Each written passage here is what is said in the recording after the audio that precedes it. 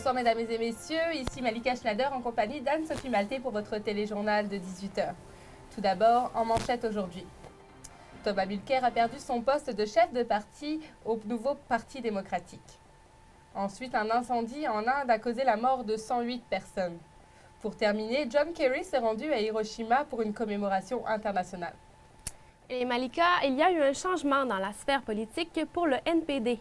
Oui, exactement. En fait, tout simplement, lors de la rencontre des membres du NPD au centre de congrès d'Edmonton, il y avait 1800 délégués qui ont voté à savoir s'ils voulaient conserver Thomas Mulcair en tant que chef de parti et 52% des militants ont précisé qu'ils voulaient qu'il y ait un changement à ce propos-là. Donc, M. Mulcair a perdu son emploi et le comité du NPD a jusqu'à 24 mois pour trouver un nouveau représentant. Et à l'international, maintenant, un incendie s'est déclaré dans la nuit du 9 au 10 avril dernier. Jason Joly, qu'en est-il de la situation actuelle? Alors oui, un terrible incendie qui s'est déclenché dans un temple indien. Incendie qui a provoqué la mort d'une centaine de personnes et qui a fait plusieurs brûlés vifs aussi. Malheureusement, une grande partie des blessés sont condamnés à l'amputation à cause de brûlures trop graves. Finalement, le premier ministre d'État John Kerry s'est rendu à Hiroshima. Camille Tremblay-Antoine, comment se déroule la commémoration? En fait, ça s'est très bien déroulé. C'est la première fois qu'un haut diplomate américain se rendait à Hiroshima depuis qu'une bombe américaine a été lancée en 1945 sur la province.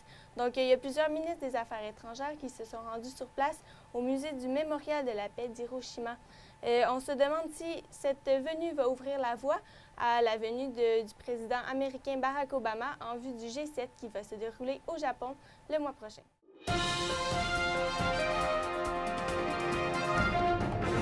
Malika, vous vous êtes intéressée à une certaine catégorie d'étudiants présents sur le campus de l'Université Laval.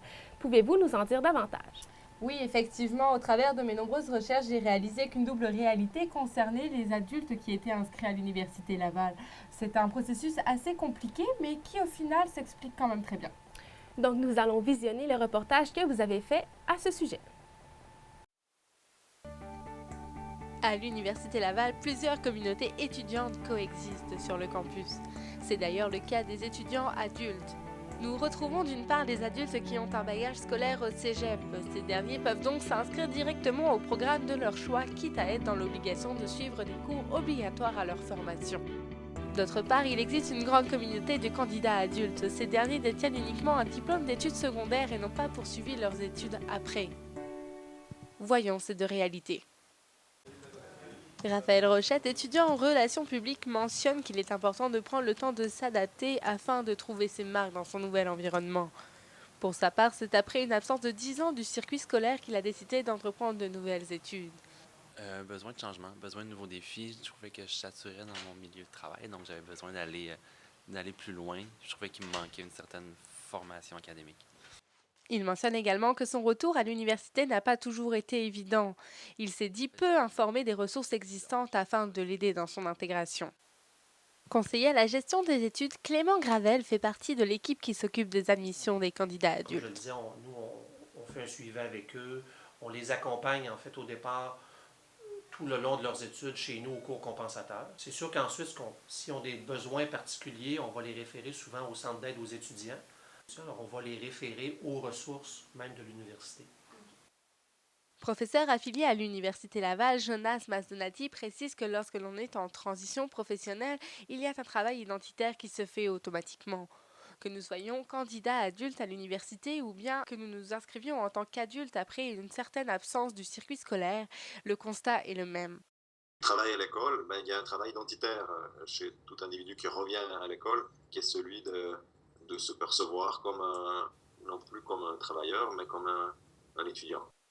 Donc la définition de soi change. C'est une double réalité pour les adultes inscrits à l'Université Laval. Il est donc important pour les futurs étudiants adultes de se rapprocher des services adaptés afin de reprendre leurs études en toute sérénité. C'était Malika Schneider pour l'Exemplaire à Québec. Nous allons maintenant parler à Roxane Saint-Pierre-Rousseau du Fléau concernant l'alcool au volant. Oui, effectivement, j'ai rencontré différents intervenants dans le domaine afin d'en savoir un peu plus sur la question de l'efficacité des publicités sur l'alcool au volant. Notamment, j'ai rencontré Patrice Letendre, qui travaille à la SAC, qui nous a expliqué les objectifs qu'ils visent quand ils font des publicités. Voyons donc le reportage que je vous ai préparé cet après-midi. La société est confrontée à beaucoup de publicités sur l'alcool au volant. Rebecca Salès, employée chez CAA, nous indique que plusieurs facteurs entrent en jeu en ce qui concerne la sensibilisation sur le sujet chez les jeunes conducteurs. Et on sait très bien que pour changer un comportement au niveau de la sécurité routière, ça prend 3 facteurs. On parle de sensibilisation, de législation et de répression. Finalement, la sensibilisation, c'est là qu'on s'en rend compte, là, que la publicité est très importante et joue un grand rôle à ce niveau-là. Et s'il y a un de ces 3 facteurs-là qui ne sont pas présents, eh bien, les attentes au niveau du changement de comportement sont pratiquement inatteignables. Patrice Letendre est conseiller stratégique à la Société de l'assurance automobile du Québec et il y gère les différents projets de publicité. Il nous indique comment les décisions sont prises et les conséquences engendrées. Lorsqu'on fait des campagnes, que ce soit des campagnes télé ou à la radio, on va atteindre un public, mais on n'atteindra pas tous les jeunes. Notamment, on va parler des jeunes. Pourquoi? Parce qu'il y a des jeunes qui sont plus sensibles à la publicité que d'autres, alors qu'il y en a qui sont plus sensibles à la coercition ou à la législation. Donc, c'est pour ça qu'on utilise une panoplie d'outils qui sont justement la communication, la législation et la coercition avec les services policiers. Mais c'est certain qu'à quelque part, nos campagnes sont efficaces. Christian Desilets est un professeur en publicité à l'Université Laval. Il nous présente son point de vue sur la question. Alors, la publicité est totalement inefficace pour changer les comportements, mais elle est extraordinairement efficace pour faire beaucoup d'autres choses qui sont essentielles pour, ultimement, amener un changement de comportement. La principale utilité de la publicité en sécurité routière consiste à faire accepter par la population l'idée que le bilan routier, c'est une catastrophe, qu'il faut absolument intervenir, c'est absolument dramatique et qu'il faut donner à l'État l'autorisation de nous mettre en prison, d'augmenter les pénalités, de limiter l'accès à la route aux gens. C'est surtout ça que ça fait, la publicité. En regard de ces informations, il faut souligner que l'alcool au volant est un problème pour lequel on recherche constamment des solutions. C'était Roxane Saint-Pierre-Rousseau pour l'Exemplaire à Québec. Merci beaucoup, Roxane. Notre journaliste Jason Joly s'est intéressé à la vie des personnes transsexuelles au sein de la ville de Québec en rencontrant des personnes clés de l'environnement. Alors oui, je me suis rendu à l'un des soupers communautaires de l'aide aux trans du Québec afin de discuter avec l'organisatrice des activités, Danielle Chénier. Voyons tout de suite ce reportage. Fondée il y a 2 ans, l'Aide aux trans du Québec a pour but de soutenir et d'informer les personnes trans dans leur processus de changement. Le groupe de Québec invite les personnes trans à participer à différentes activités, conférences et groupes de discussion dans le but de rencontrer des personnes dans la même situation qu'elles. Christina a souvent participé à ces activités afin de trouver les réponses à ces questions. Oui, ça m'a vraiment aidé. Je suis venue justement chercher des références pour une sexologue ou un psychologue pour avoir les hormones, puis poser mes questions par rapport à ça. J'aimais ça de voir des gens justement qui ont commencé le parcours, qui ont commencé la transition. Puis dans le fond, tu sais que j'étais bien accueillie, puis il n'y a pas de discrimination ou quoi que ce soit. Là. Danielle Chénier est l'organisatrice et animatrice des activités de l'ATQ. Pour elle, ces activités aident beaucoup les personnes trans, mais encore plus leurs parents. Les personnes trans, il y en a plusieurs que j'ai vu passer de A à Z, là, du début jusqu'à l'opération, puis ils sont bien contents aussi. Souvent, ceux qui parlent le plus, c'est les parents proches. Des conférenciers viennent quelquefois participer aux activités dans le but d'informer les personnes trans et leur entourage sur différents sujets. Claudine Barrette est une psychologue qui a co-animé dans les groupes d'aide aux parents pour parler des différentes étapes de la transition et pour soutenir l'entourage. En fait, ce que les parents m'ont dit, c'est que ça leur a fait... Je dis parents, mais c'est parents et proches. Ce qu'ils m'ont dit, c'est que ça leur faisait du bien de pouvoir parler à un professionnel qui a l'habitude de parler avec des personnes trans ou qui font leur transition. La TQ est ouverte à toute personne trans ou en questionnement qui a besoin d'avis ou d'appui. C'était Jason Joly pour l'Exemplaire à Québec. L'Organisation des urbainculteurs œuvre en milieu urbain dans le but de promouvoir les bienfaits de l'agriculture. Camille, avant de commencer, pouvez-vous nous expliquer quel est le rôle des urbainculteurs? Oui, en fait, l'Organisation des urbaniculteurs travaille en partenariat avec des écoles, des institutions, des individus aussi, des particuliers, afin de créer des espaces de jardin en ville. Et Camille, depuis 2009, il travaille en partenariat avec la Maison de l'Aube-Rivière, qui est un refuge multiservice pour les personnes en situation d'itinérance ou à risque de l'être. Oui, exactement. Je suis allée à la rencontre de plusieurs acteurs du projet afin de voir c'est quoi les impacts de l'agriculture urbaine. Merci beaucoup, Camille. On regarde ça à l'instant.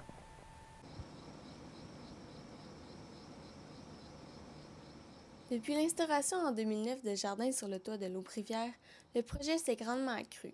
Éric Boulay a observé de nombreuses retombées positives pour l'Aube-Rivière et ses usagers. Ce qui est intéressant aussi, c'est que les légumes qui sont récoltés, on parle de 1,5 tonne à 2 tonnes de légumes par année, vont servir pour la soupe populaire. À l'Aube-Rivière, on sert près de 150 000 repas par année. Alors, le matin, les produits très frais, des tomates, des fines herbes, vont servir pour les repas de la journée. Écoutez, c'est un projet, les Toits Jardins, qui a plusieurs aspects positifs. Le projet permet aussi à des usagers de s'impliquer. Marie Eschenman, une des fondatrices des urbaniculteurs, espère avoir un impact sur les mentalités. On a reconnu que les citoyens étaient intéressés, on a évoqué l'intérêt des gens pour les jardins communautaires, le potager qui est en façade de l'Assemblée nationale, comme des preuves que c'est un sujet qui intéresse les gens. Et on constate que dans cette politique-là, la Ville de Québec souhaite, comme parmi ces 3 axes, à un des axes qui est dédié à l'agriculture urbaine, chose qui était impensable en fait il y a quelques années. Donc on voit que cet engouement des citoyens est reconnu par la municipalité. Des initiatives comme celle des urbaniculteurs pourraient influencer les projets de la Ville de Québec, selon l'experte en aménagement du territoire, Geneviève Cloutier.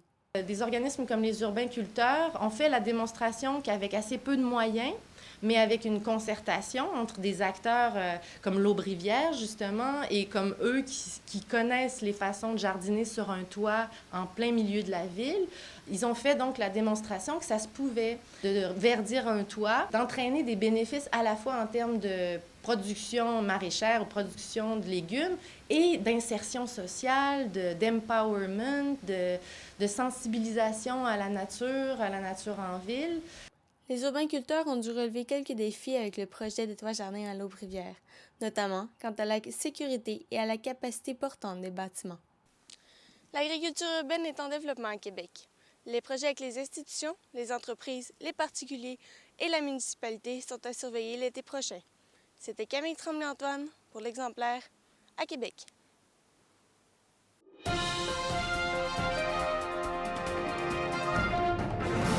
Et l'exploit qu'ont réalisé les Canadiens de Montréal en 1986 ne se réalisera pas en 2016, puisque l'équipe ne s'est pas rendue en série.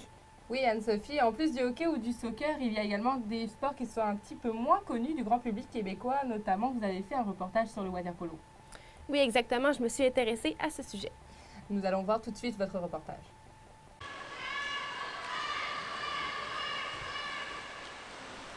Sport exigeant, peu connu, mais surtout peu pratiqué, le water-polo tente de plus en plus de faire sa place dans le milieu sportif. Pourtant bien apprécié par ceux qui le pratiquent, ce sport n'est pas aussi populaire pour le reste de la société.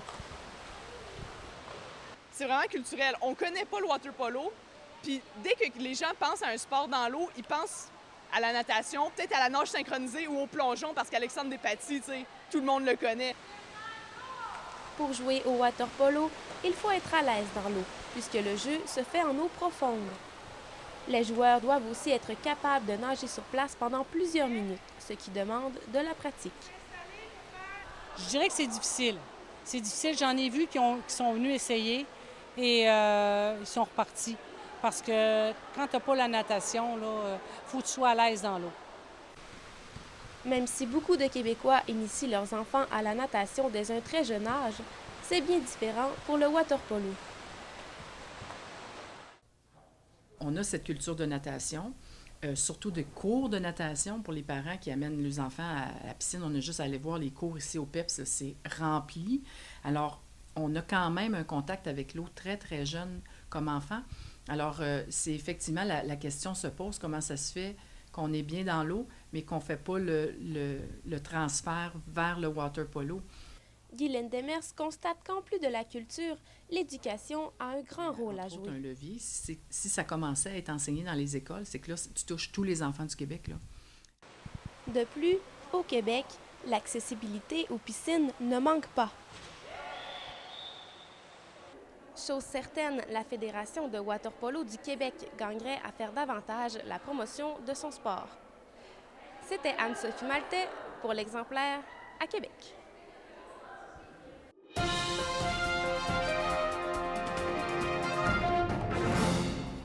À présent, passons au segment météo avec Camille qui va nous préciser la température de ce soir et des prochains jours. Donc oui, on va avoir malheureusement de la pluie et des nuages dans les prochains jours. On voit qu'il y a ici une masse nuageuse qui devrait heureusement se dégager.